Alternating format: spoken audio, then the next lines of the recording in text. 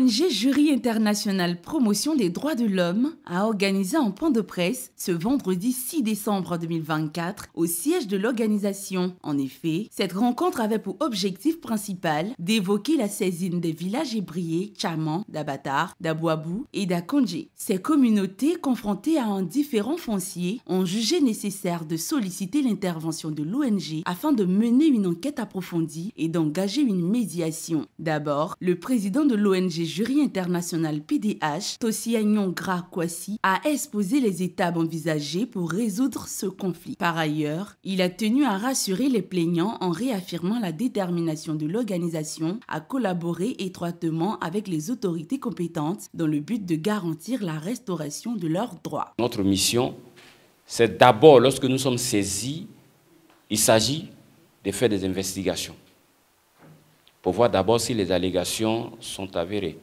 et fondées. Nous recherchons toutes les preuves. Et lorsque nous finissons, nous faisons un rapport pour justement soumettre la situation difficile que vivent les populations à l'État de Côte d'Ivoire. Parce que c'est sa responsabilité de protéger les populations et de veiller à ce que leurs droits soient respectés.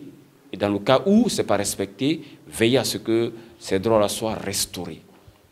Je pense que depuis que nous travaillons, puisque nous ne faisons pas la politique, chaque fois que nous avons soumis les situations à l'État de Côte d'Ivoire, ces problèmes ont été réglés.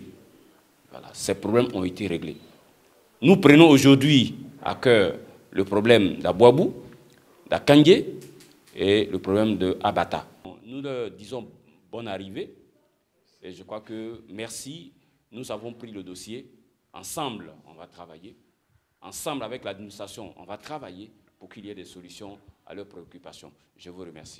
Ensuite, le mandataire des 3 villages, Guidi Edouard, a pris la parole pour détailler les origines du litige. Selon lui, les terres des ébriés ont été récupérées par l'État sans qu'une indemnisation juste et préalable ne leur soit accordée. Ce manquement, selon ses dires, constitue une profonde injustice pour ces communautés. Ces 3 villages, pour cause d'utilité publique, ont vu leurs terres prises par l'État sans aucune juste, préalable et équitable indemnisation. J'ai donc contacté, après le mandat qu'ils m'ont donné, contacté Jury International pour que nous puissions trouver une solution à ce problème foncier. Raison pour laquelle nous nous sommes trouvés aujourd'hui dans les locaux de cette organisation de promotion des droits de l'homme. De plus, les chefs des villages Tchaman d'Abatar, d'Abouabou et d'Akondje ont exprimé leur satisfaction face à l'implication active de l'ONG dans ce dossier. Ils nourrissent l'espoir que cette intervention aboutira à des conclusions pacifiques et équitables, permettant ainsi à leur population de retrouver leurs terres ancestrales. Enfin, l'ONG Jury International PDH, fidèle à sa mission de défense des droits humains, a réitéré son appel à la sérénité et à la collaboration active de toutes les parties impliquées. Son objectif demeure clair, parvenir à une résolution pacifique et équitable de ce différend foncier, dans le respect des droits et de la dignité de chaque communauté concernée.